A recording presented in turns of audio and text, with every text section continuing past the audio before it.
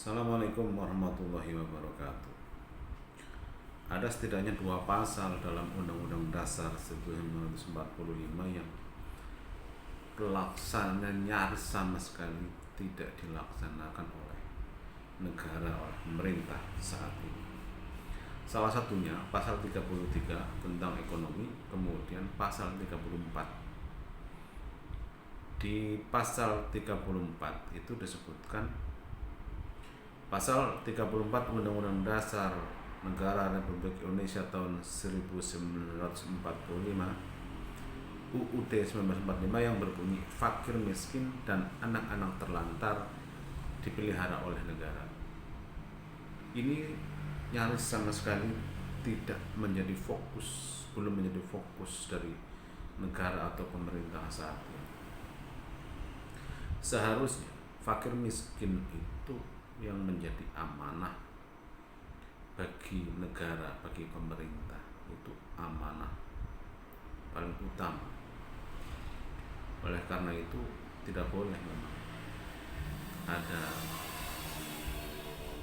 orang-orang yang terlantar. Sebenarnya ini tidak terlalu sulit menurut saya, sepanjang itu sudah ada keinginan yang kuat, ada political will dari pemerintah. Harusnya data semua orang-orang miskin. Saya baru saja WA bersama teman saya yang baru saja mengadopsi anak bayi karena orang tuanya tidak mampu. Ini banyak terjadi.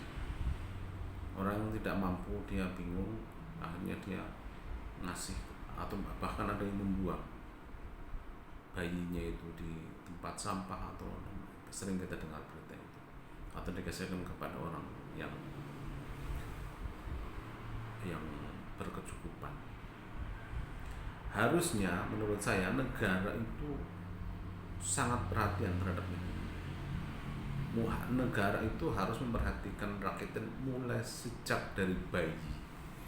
Jadi data bayi wajib didata oleh negara kelahiran, baik yang dari gelandangan sampai dengan anak dari hubungan yang tidak benar, hubungan perselingkuhan, ataupun semua kelahiran itu harus terdata dengan baik. Pastikan bahwa setiap bayi yang lahir di negeri ini itu ada yang merawat dan memeliharanya. Jika orang tuanya tidak mampu, negaralah yang mengambil alih.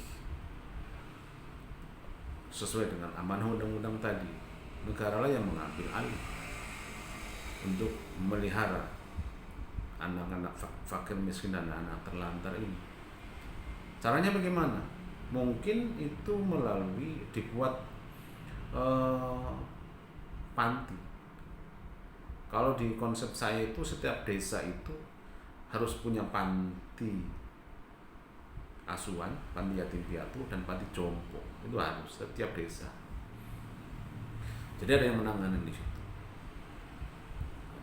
Harus dibuat sungguh-sungguh Kementerian Sosial ini khusus untuk menangani panti asuhan, panti yatim piatu, dan panti wereda.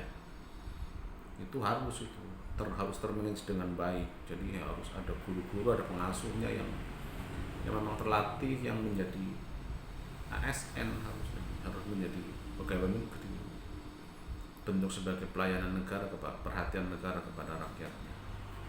Atau negara mengambil alih itu, banyak juga para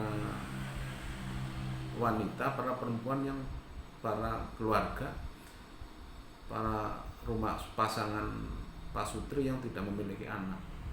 Ya itu bisa. Jadi diambil dari, misalnya ada bayi yang terlantar, itu ditawarkanlah kepada yang mampu, pasutri yang hendak merawat anak, memiliki anak, atau orang-orang yang memang anak-anaknya sudah besar, dia kesepian, dia mau merawat.